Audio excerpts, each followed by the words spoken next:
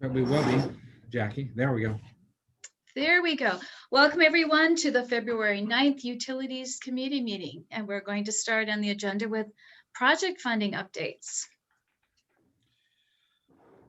Okay, we're going to tag team on this, Jackie. So there's nothing specific in the packet. The first thing in the packet is the resiliency. Yeah, the risk and if I can jump in here, Mark. Yeah. The first thing in the packet is for the American Water Infrastructure Act of 2018. It's a requirement that we have to meet because based on all water utilities with over 1,000 connections. So we have to meet that based on our size by the first part of it is the risk and resiliency assessment, and we have to meet that by June 30th. And then the next part of it is the actual emergency response plan that has to be met by December 31st. We had put 51 or 52, if memory serves, $1,000 into the budget and the budget request this year. But because I've looked at other agencies, because they, like for instance, Bremerton's and Longview, where I used to work, I've looked at theirs because they, based on population, had to file before us. So I'm pretty confident that I could do this in-house. So we're going to save that money. So I wanted to give you an idea of what it was. So I put this risk and resilience assessment emergency response plan flyer in, so you'd know what one of the things that Public Works is working on. So Jackie, are you able to take information from other communities and make use of it? Or are you having to start from scratch on this? To a point. EPA, this is a US EPA program, right. And they have some tools on their website to use. One of the tools that a lot of the agencies have been using, I discovered, is actually intended for those with a population of 10,000 or more in the water system. So there's a tool that's of a simpler nature that I'm going to use for ours. And I've been kind of garnering resources around the city and talked to Tony at great length about this. And we're going to kind of pull together a task force, if you will, to analyze the information as I organize it. Cool. And June 30th is no problem for that deadline? I'll do it. No matter what, I'll do it. You'll have something. Yeah, exactly. Cool. That's not in my nature to miss a deadline. So. Thank you. Mm-hmm. Okay, so Jackie's going to basically do that application, save us some money. Also in your packet, third page back, go down to the schematic. So I think you guys already know this. I think we announced this last meeting. But so the schematic of the splash pad, this is the general schematic of how the thing works. And so we were able to, when we had it designed, there was a bit of a flaw in the process in that I had thought that anybody that designed something couldn't bid on it to do the work if they were somebody that did specs and did work. I found out that that wasn't the case, and that the individual that designed this could also build it. So when we got the what we thought was from McCormick $100 and something thousand splash pad retrofit, and we got the estimate back at $500 something $1,000, we spent a little bit of money doing a VE, and in that VE process we maintained this schematic. Nothing's changed in this schematic, and we basically have saved over $300,000 in the current now engineer's estimate. We've got it down to what, around 200,000, Jackie? Yeah, it's just over 200,000. The only thing that's really changed, Mark, is basically this. It's the same simplistic type of filtration. It's just simpler and more easily. Before it was a package plant. It came all as one package. Now it's split up into things that we can order from any manufacturer. It's not somebody based in Florida that we're going to have trouble finding parts for. And these hydropneumatic tanks, I don't know if you've ever familiar with a very small water system or even an individual well where they have a tank that has a bladder inside of it, and that's what provides pressure on the water system. That's what these hydropneumatic tanks are. Most common brand is Well Extral, and you can purchase them anywhere. Right. Wow. just a curiosity, is there any concern about the amount of water being pumped and filtered? Uh, Obviously, this park is going to get a lot of usage. They took, so basically, we gave them the flows and the design, the demand. And so they're designing this system with a very simple water treatment process in which we completely control the treatment of that water to health department standards. So, and So this is, it's designed for those flows. yeah, this is a much easier system for us to manage and to maintain. And it's a lot less. So anyway, I'm going to chalk that up as a success. Wait till it's built. Yeah, well, the good news is, quite honestly, the one bright side to COVID, if there is one, is we didn't have to contend with, people wanting to use the park last year, and it allowed us to do this. We're wrapping up this VE right now. And what we're going to do is, as part of the VE contract, it was to not only do the VE, but to prepare the addendum.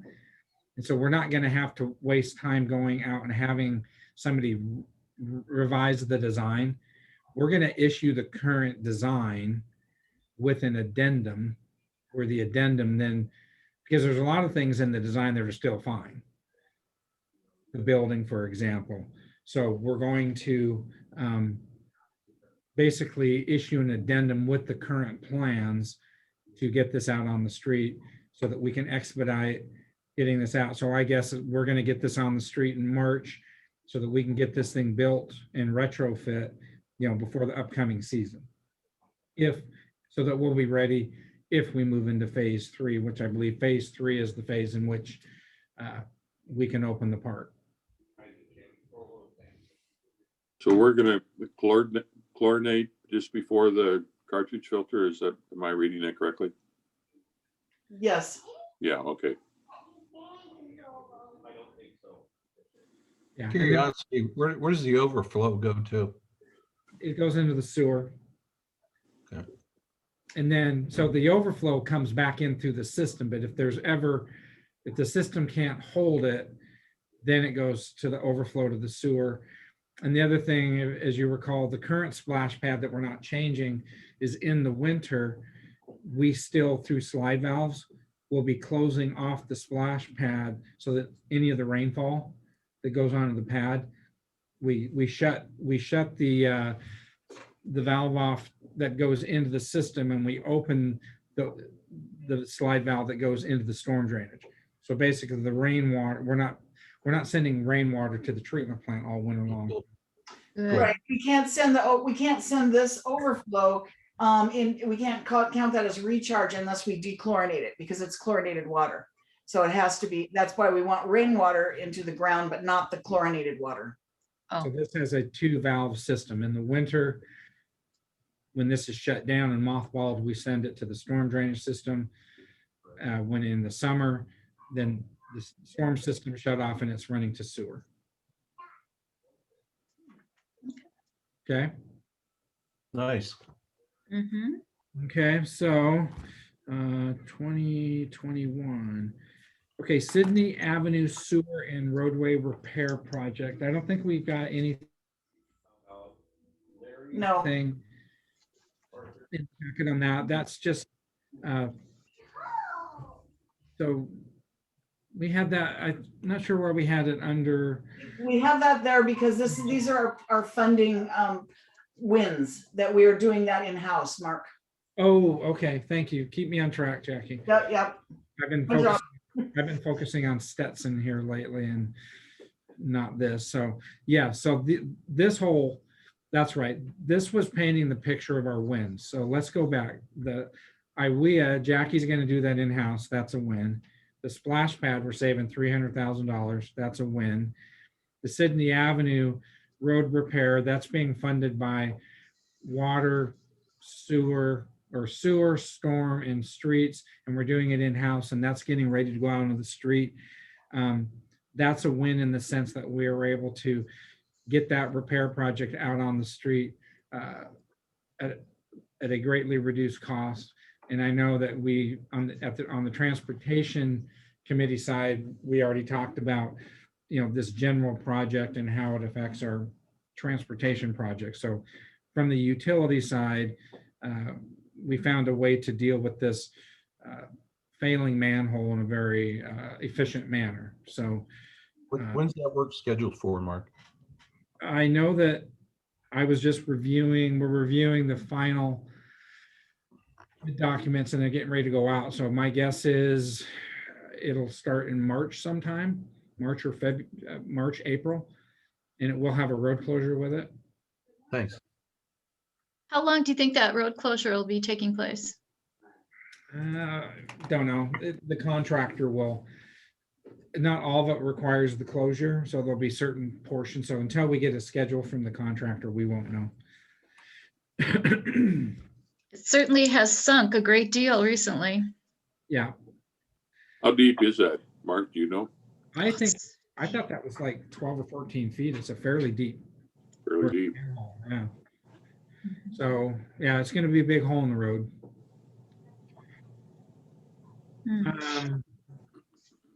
Okay, the next one, the 2021 DWSRF well 11 application. I'll go ahead and take this one, Jackie, because I want to commend Jackie, and she won't pat herself on the back.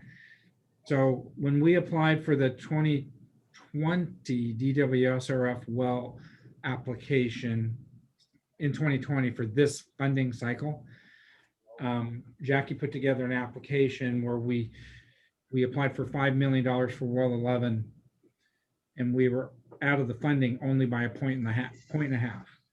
Oh. So what we've been able to do is we went back to the Department of Health, and because we really were having a conversation about well 13, which is the next topic. During that conversation and trying to work and help us out, we were able to basically secure, we're told that we would be awarded $500,000 for pre-construction. And this is like not even a simple email to apply. This is for that cycle that we already applied for. They're going to go ahead and give us $500,000 in a loan for pre-construction that we can now add to the funding that we were short on having Murray Smith design that system. Because, and as you know, having to take that, retrofit that existing well from 750 gallons a minute to 15, we had to go in and have Sharon go in and replace some casing and stuff. That wasn't anticipated. That was a function, that was an outcome of the water rights and the foster and everything. Excuse me, Jackie, would you please let the mayor into the meeting? Oh, it didn't even notify me. I'm sorry. Thank you. I absolutely will. So again, the good news is that we had this unexpected scope change where we had to go in and pump test that well again and make it so that it could handle 1,500 gallons. To have the outcome right now of having a $500,000 loan to add to the funding source, the income stream, so that we can get Murray Smith now going on the final design, not just the 30%. It's going to be really great. But the better news is Department of Health, because they invest the pre-construction, that gives us better points. And that's a score higher on this next funding cycle, so that we can apply. We'll have a design now, and we can apply for exactly what we need to actually do the well 11 project out of the 2022 cycle. So it's really a win-win.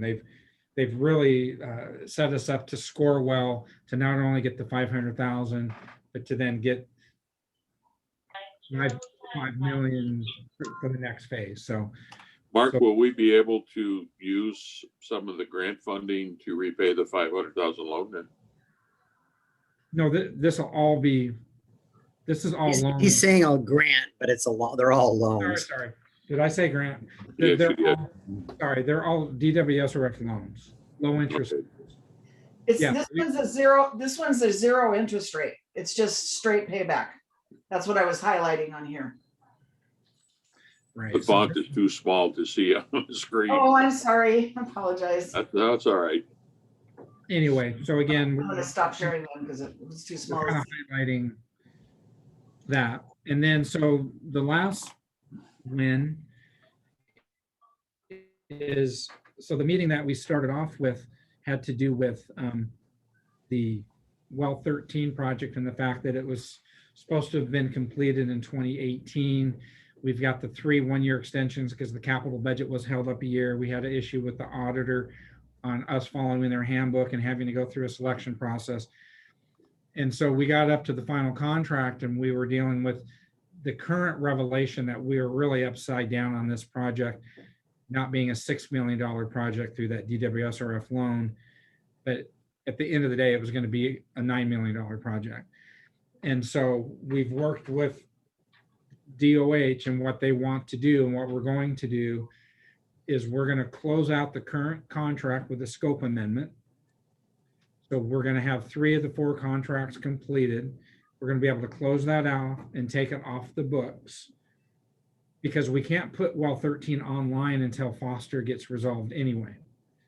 And so we were pushing to get something done by December 31st, 2021, just for it to sit there for a year or so until Foster gets resolved. So we've all agreed that there's no reason to do that. So we're going to close out the current contract. Then we're going to, once we see where Foster's going, we're going to then start a new project, which is the final contract design and the construction in one package. And again, from a scoring perspective, we're going to score really well because they've already invested $6 million in the project and they want to see this project done. So that did 2 things. It took us out of the catch-22, which we were in with Foster, because remember, this project started as well 10 before Foster. And so we really found a compromise on how to deal with the Foster issue and us needing to get this off of their books with the EPA, and for us then to get the funding shortfall of $3 million or so that we were going to try to have to figure out. So I think on both the well 11 and the well 13, the Department of Health has really helped us out. And I think Noah would agree on that. And there's actually one more funding update that didn't get in here, and I'm going to add it, Jackie, and that's the Marina pump station. Okay. We had a meeting with the Department of Ecology, a similar type of meeting about are we getting our deadlines and what have you. And then during that meeting, we basically revealed to them, as you know, remember that project went from a $6 million project at one point to a $15 million project, and we got it back down to a $7 or $8 million project. And we've only got the 4.1 that we have in the loan. They said, hey, are you short money? Just send us an email and we'll give you another $2 million. So in loan, but so we're definitely going to pursue that. So I think we had 2 really good meetings last week with health and ecology with their financing people and their project managers, and have come away with really good results.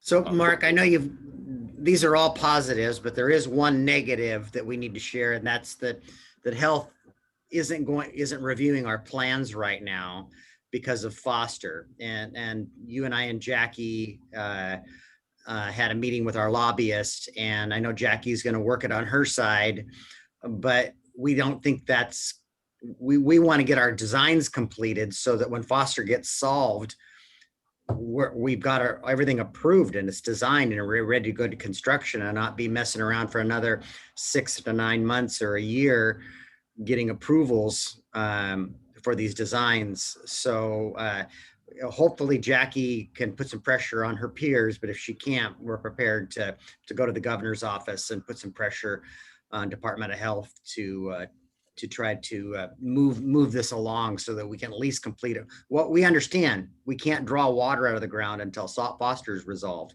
but we ought to be able to advance our designs. Yeah, it's kind of, Rob, I do want to let you know that we're kind of walking a tightrope here because we did get, I know you weren't quite on the meeting yet, and I'm sorry that it didn't give me a notice that you were out there. So, but anyway, we're kind of walking a tightrope because we just got several concessions from Department of Health on funding initiatives for both 11 and 13, and some creative stuff that they've come up with through the Drinking Water State Revolving Fund. And Jocelyn Gray, our engineer, was in on that, helping us get through that. So we kind of want to walk a tightrope as far as getting into an adversarial position. Yeah. I hear you, but I don't want to be 3 years from now drawing water out of and buying water from Bremerton for the next 3 years. No, no, Absolutely, Mayor, understood. yeah, no. And, you know, COVID's been a bigger hit really because all the Department of Health staff is out giving people shots. So getting our water system plan approved is our biggest hurdle to get through right now. So anyway, we just wanted to share some of the successes that we've had lately. So, and on Foster, I guess, Jackie, I don't. He's got a question mark.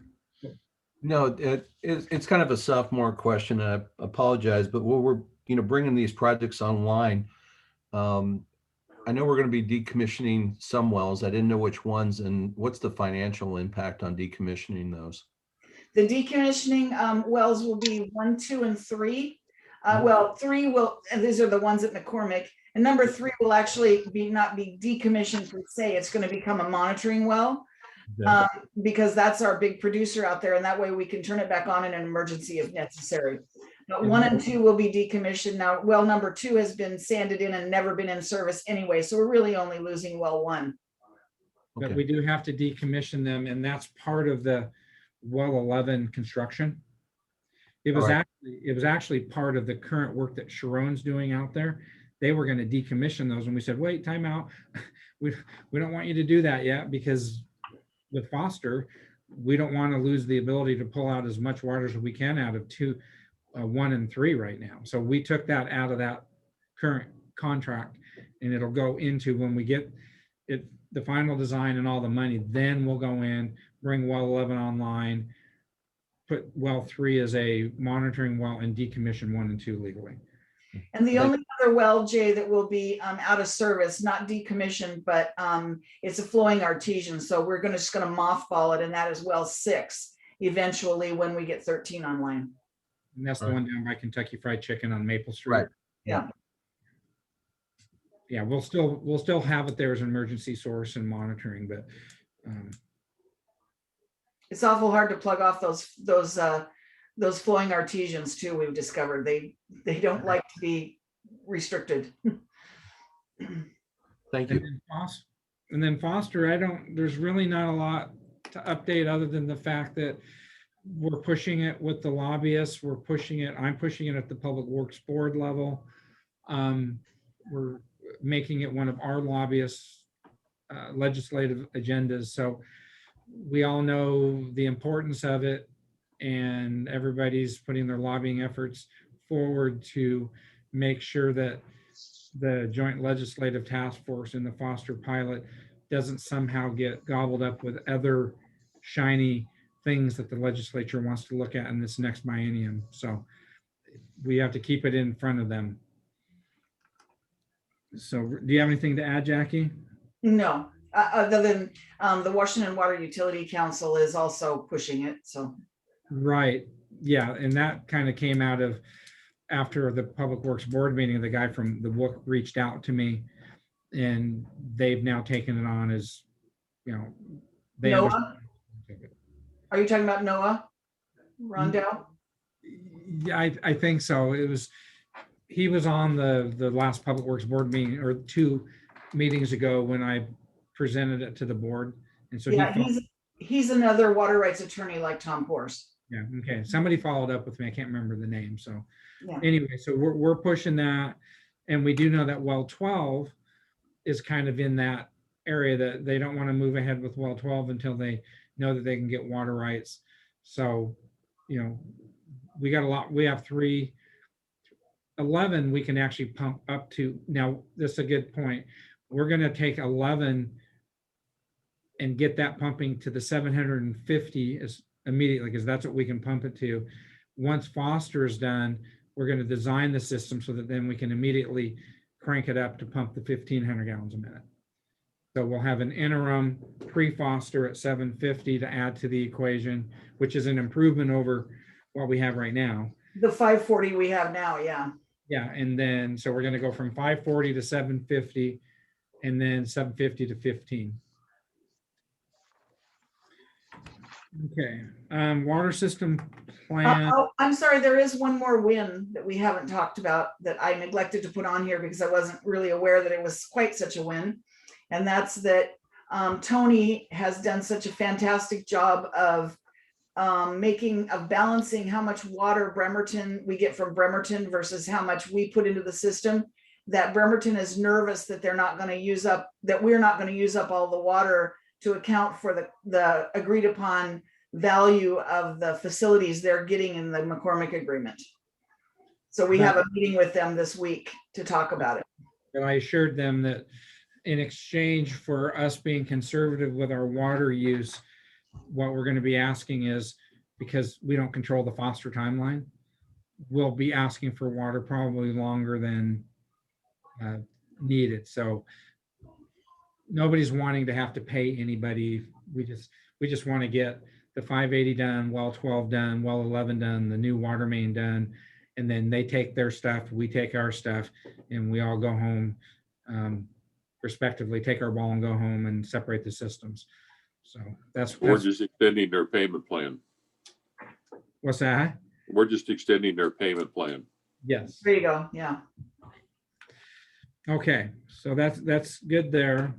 Water system plan, very frustrating. We're still, the good news is it's at least to them. The bad news is, again, as I mentioned, so for some reason, all the DOH staff is out giving people shots rather than looking at the water system plan. So it doesn't look like we're going to have our water system plan approved till November of 2021. But we are going to be bringing the rate information to you this spring because it's in what's in the water system plan. We're going to start having conversations about that water and sewer rates in the spring. So, Mark, the biggest thing that concerns me about that is all the development activity, and we know what our needs are, and we know what the capital facilities charges need to be. Can we increase our capital facilities charge ahead of this plan being approved? There's nothing that ties the plan to the charges that the council sets. yeah, I think we should. we can change rates and CFCs. So let's not touch the rates yet till the plan's approved, but let's get the CFCs done so that we can capitalize on all the developments that's happening and all the connection charges so that we have money to build some of this stuff instead of having to borrow all these loans. Exactly. So this is Great. So this is the timeline. The sewer CFCs we've completed. The sewer credits we're going to be talking about tonight. The general sewer plan amendment. We're going to be doing that as well. And then we're going to be talking about water CFCs and water rates and sewer rates starting here immediately. We've already talked to Noah and we talked to Katie about getting that body of work going. So we can absolutely, prioritize the water CFCs as the next piece. Let's fast track the CFCs because we're going to get bogged down in rates, and we'll talk about that for 6 or 8 months. Yeah, I agree. It's pretty cut and dry. Here's our capital plan. Here's the development. This is it. I mean, and it happens in 60 days. Yeah, no, we can do that. We can prioritize that body of work and get that going. Okay, and I know that we're going to be, like you said, talking about rates for quite a while, but I just want to plant a seed that when we're talking about rates, we really look at those tiers. That's one of the places that we've had issues with, like, for instance, the little old lady that is doing everything she can to conserve water, and yet her bill is the same because we're charging for water for a base rate with a minimum amount of water in it, rather than at a base rate without minimum amount of water, to encourage conservation on the bottom end as well as on the top end. So looking at the tiers that are set up. Correct. So we kind of jumped down to water rates and CFC adjustments and the rate structures, and we put in the, just for, in the packet, you can just see a copy of our current 13.04, just to look through and just see how our structures are set up, how we bill. And as Jackie said, as a function of the CIPs that are in our water system plan, and then in our amendment, remember on our sewer amendment, we updated the CIPs. We're going to be taking those values and then using those to work through the rate conversation. And as Jackie said, some things that we can do without getting too drastic, like completely changing how we bill for sewer, for example, going to a wet weather based sewer, is we'll be looking closely at these tiers and the usage in those tiers to deal with some kind of recent issues that we've talked about at utility committee. Are there some things that we can do within the tiers themselves? So this is mainly in the packet so that you can just look at it and again, get familiar with what's currently in our system. And then credits is, like I said, we've got a conversation tonight on. Can I touch base on that real quick? I've been pushing this pretty hard. I've been pushing staff pretty hard on this, and it's on the agenda tonight. Nick had made some commitments that we would have this on the agenda back in January, which wasn't realistic. We have too many things. I mean, it's just everybody's stretched to the max here. I put this on the agenda we made a decision. I made the decision Thursday to put it on the agenda, knowing we were going to have edits. I thought we'd have a few edits, and there were 2 meetings Thursday, 2 meetings Friday. There was another set of edits today. You guys have got a new red line version, which I think is a good document, but there's a lot of edits, and I'm not certain that you should pass this tonight.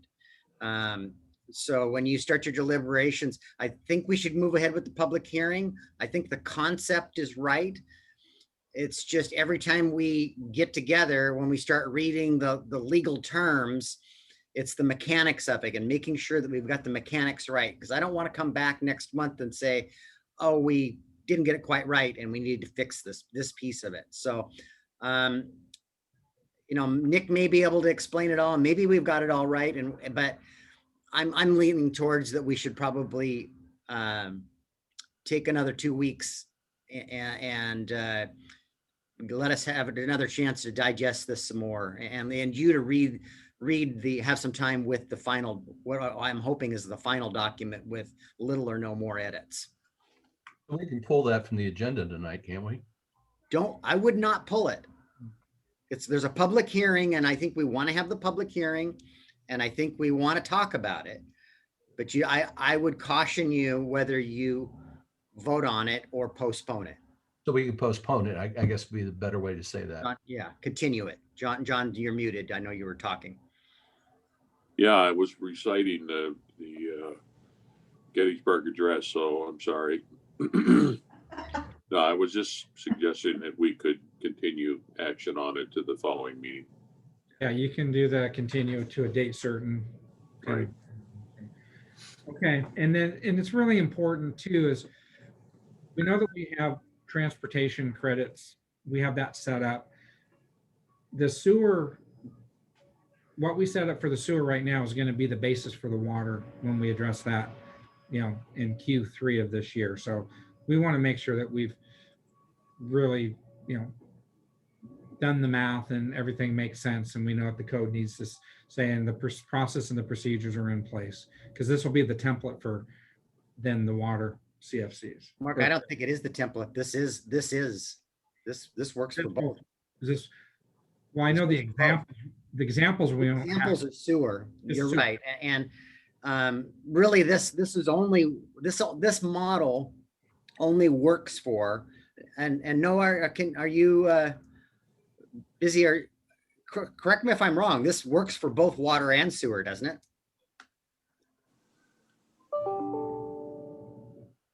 I saw you on mute. Yeah, Came off of you. he was having trouble with his microphone earlier. Can you hear me now? Yeah, I can now hear we you. gotcha. Okay. Yeah.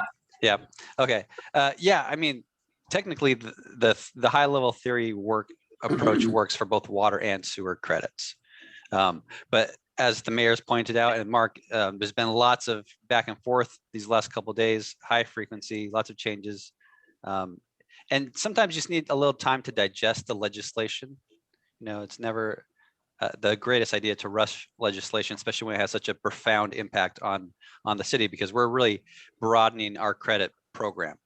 If you think about where we're coming from, we have a very narrow credit program. This is really going to open it up. So we really want to be mindful about this and make sure that we all understand it and are talking the same language. Right, but to clarify the mayor's question, it's my understanding that what we will be approving in here this month is the sewer No, credit. Mark, this is a credit model that will work. It's code for credit. It will work for both, but it isn't going to be, it won't work for somebody that, I'm using McCormick as an example. The well that needs to be developed out there is almost entirely for their use.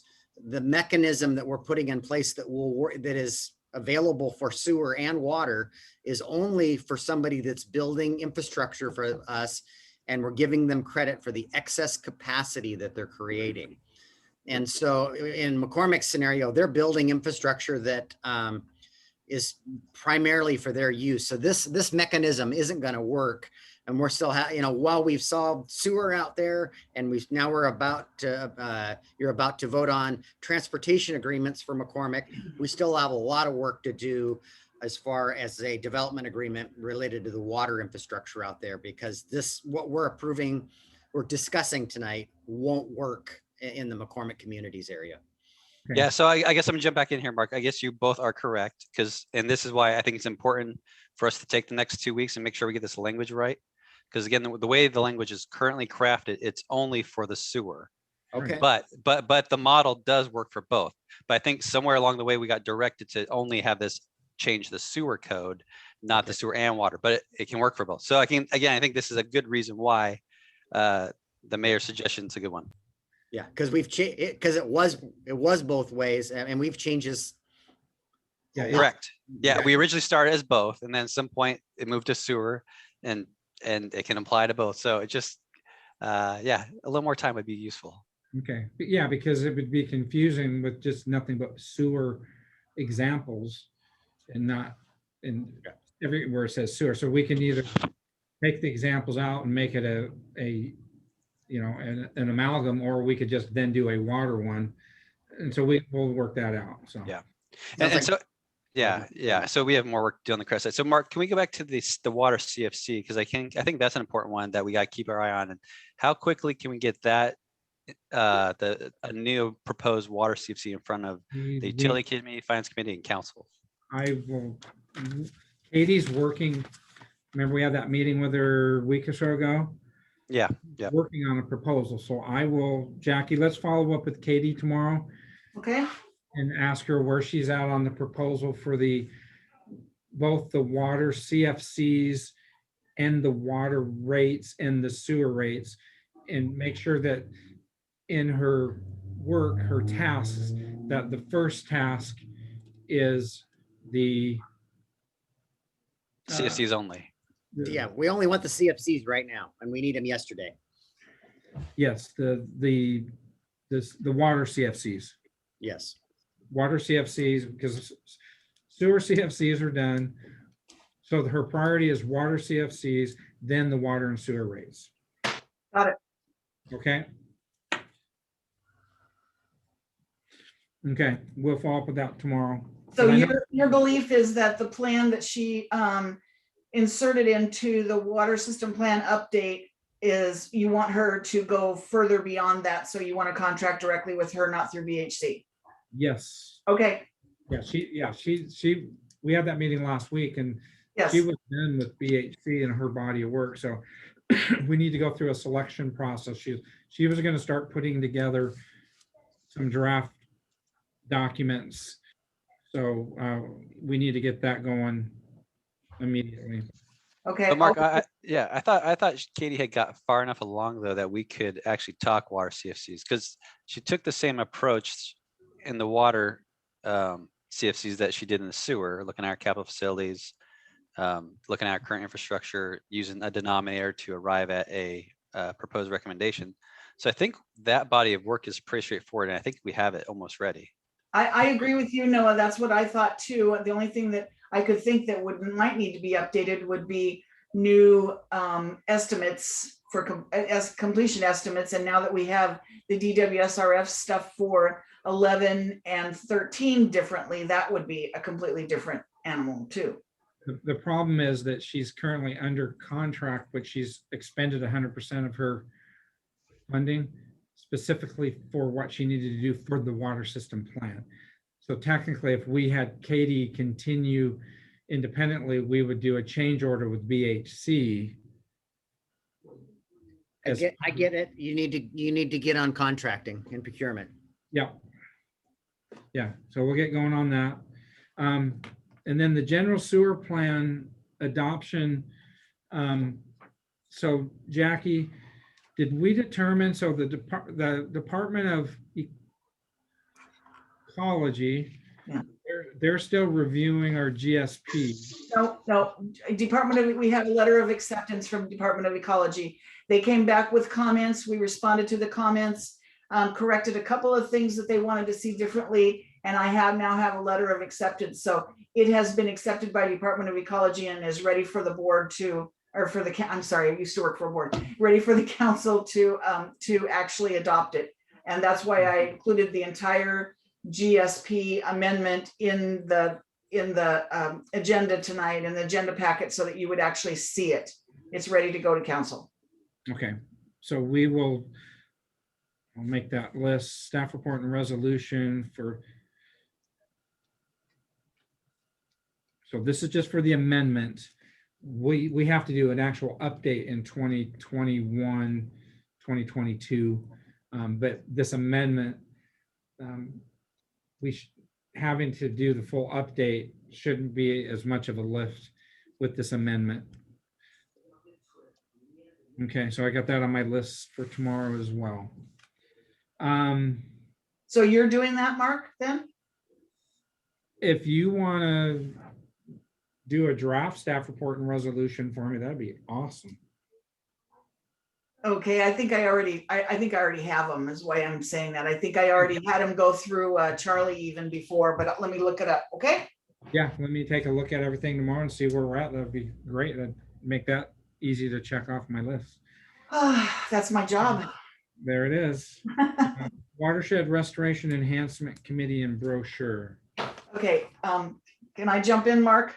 Yeah, that's you, man. Okay, so as you know, the Foster decision created the need for the joint task force. Well, the Hearst decision was about permit exempt wells and wells that are, or water that's withdrawn without having to go through Department of Ecology. And it was basically an issue in Snohomish County with the Swinomish tribe. So this is another side of 6091, the document, the legislation that created the Foster program. There's another program in it called the Hearst decision. And the Hearst issue was about Watershed Restoration Enhancement Committee to offset the take of water from those private wells, or wells that are not serving enough people to have to be have permits by ecology. Non-permitted. So I'm sorry? Non-permitted. Yes. So a part of that is that there are several documents out there that they're now winding down. I've been a part of this from the time I started working in Port Orchard, and Zach has been a huge help to me in understanding this, because a lot of this stuff is stream restoration language and beaver dams and analogs and things that I've never dealt with before. So Zach has been really great. but they're looking to have first you and then the entire council approve of these documents, and all of the municipal bodies in Kitsap County have to do this. The county itself, PUD, City of Bremerton, there's a myriad of them that are involved in the Watershed Restoration Enhancement Committee, or what we call the REC.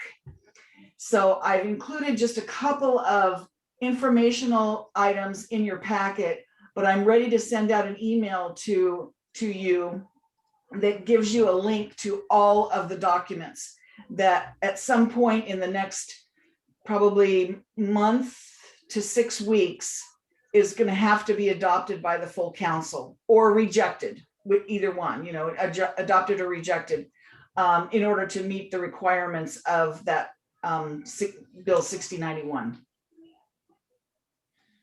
So I'm going to send this email out to you so that you can go ahead and look at those. And Mark, you can give me some direction about when the rest of the council gets it. I didn't want to send it until giving them information about what I was sending, so they know what it was. Yeah. I just sent it. Okay, perfect. And, you know, again, our water systems through the Foster were permitted systems. The non-permitted, you know, that's a different animal. That's everybody's individual private wells. But what happens, and correct me if I'm wrong, Jackie, but what happens at the REC, especially dealing with agencies in the state, will influence, has the ability to influence the legislature. Is that a correct statement? No, I don't know. That might be a little bit of reach. I know that the legislature required every one of the WIRAs, the watershed, let's see, water. Resource inventory area. Yeah, resource inventory area. There you go. There's too many acronyms these days. The legislature required every one of the WIRAs to create one of these plans. And the bottom line is to hopefully get Fish and Wildlife, the tribes, environmental groups to get involved in the planning process so that everybody could agree on a path forward for ecology. So every time ecology makes a decision, there isn't a challenge to it. And this part of it was meant to satisfy those people, those groups that have a problem, that see the non-permitted take of water as being equal to the permitted take of water. In other words, it's an unknown out there and it needs to be quantified. So that's what this is attempting to do. Let me restate the question more directly. Okay. If the tribes, specifically the Squaxin tribe, appeals this process and holds it up, becomes intransigent, I believe that might send a message to, in particular, junior legislative members that may be more sensitive to that, and it could have an impact on how Foster continues to move forward. I really don't think that anybody other than the bill itself sees Foster linked to Hearst at all. Okay, you're more optimistic than I am. Okay, they're completely two different animals. This is dealing with how much people are withdrawing on permit exempt wells and how much is going back into the ground from permit exempt well houses. Okay, whereas Foster is dealing with how many streams are affected by permitted withdrawals. Right, but when we're talking about the concept of in-time mitigation versus net ecological benefit, my point is that this becomes a political conversation rather than a technical conversation.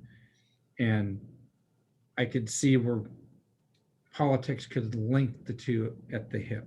Yes, I can agree with that, except for the fact that the definition of net ecological benefit is completely different for Hearst than it is for Foster. They are not linked that way. The definition for net ecological benefit under Foster is basically 2 pages, and it's like 20 pages for what NEB is for the Hearst decision, because it's a whole different animal, because the amount of water taken out was never quantified.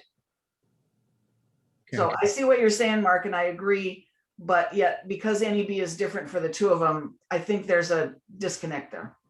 I hope I have so. a question Yeah, that is pretty far out on the edges of this effort, but it's something that I've always, in the back of my mind, worried about. And when you look at the background of this legislation, and I appreciate that it's dealing with stream flows to basically recharge the aquifers, but it does talk about salmon, improved stream flow, so on. I keep having nightmares over the Port Orchard Boulevard and the stream that used to go down that canyon.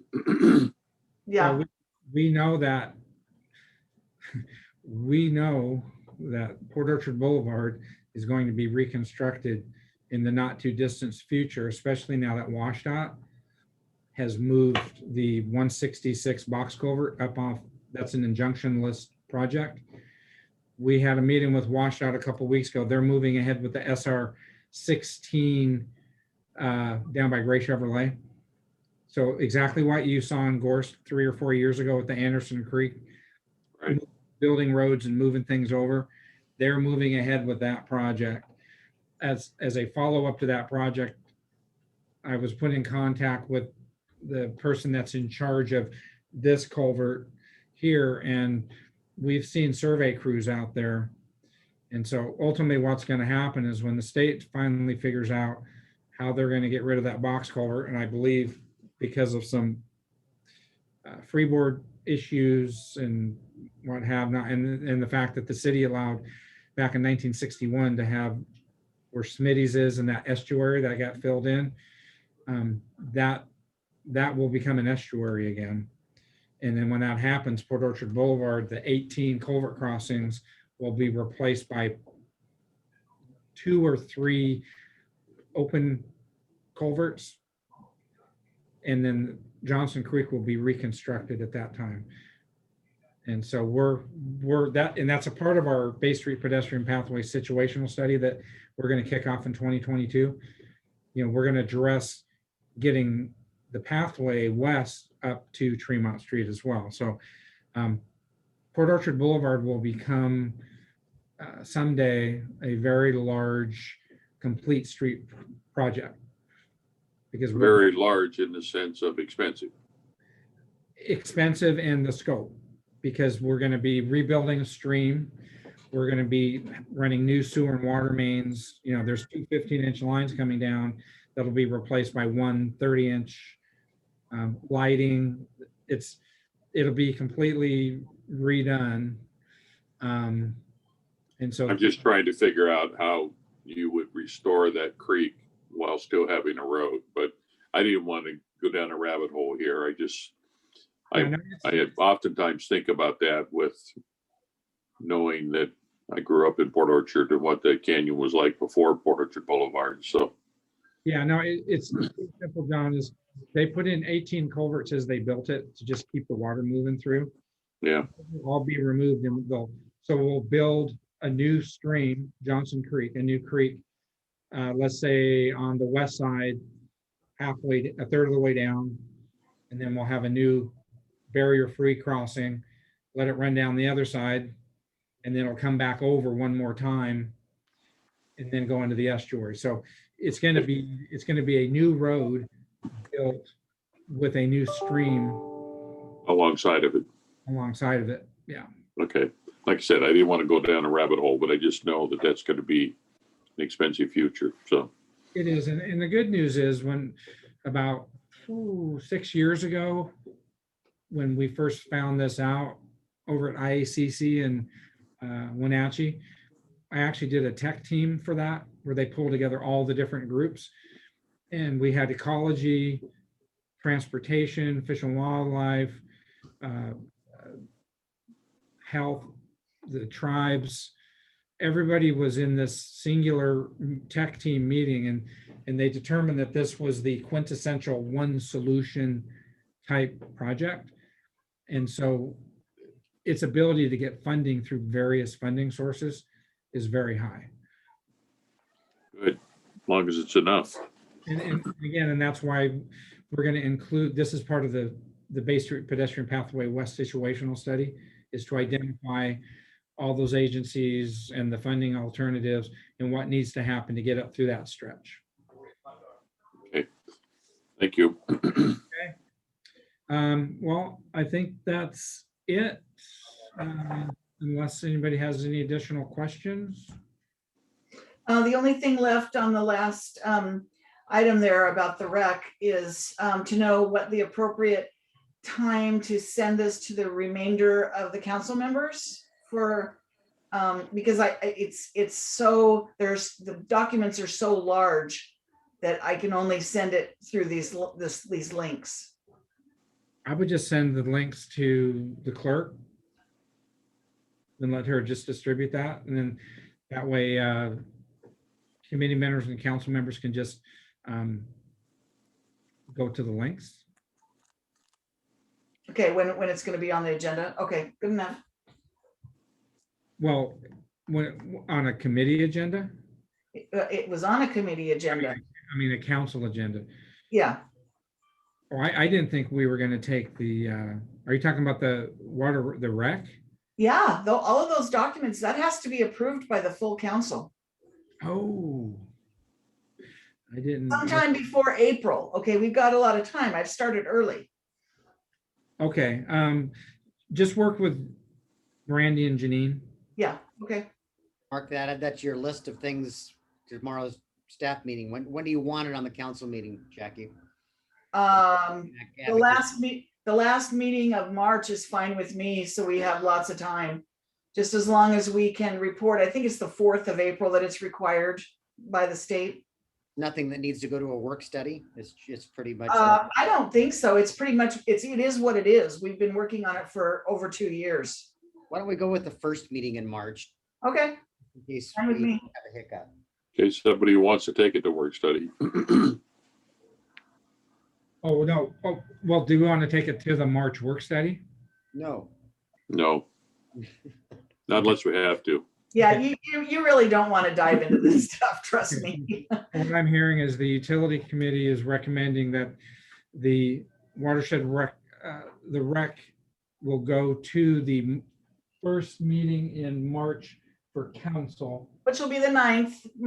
February has 28 days. It's the 9th, same as this month. Okay, well, you've got to get a draft staff report and put that on your to-do list. And Mark, you just need to bring it up with Brandy tomorrow at our. Yeah. Yeah, I'll add that tomorrow.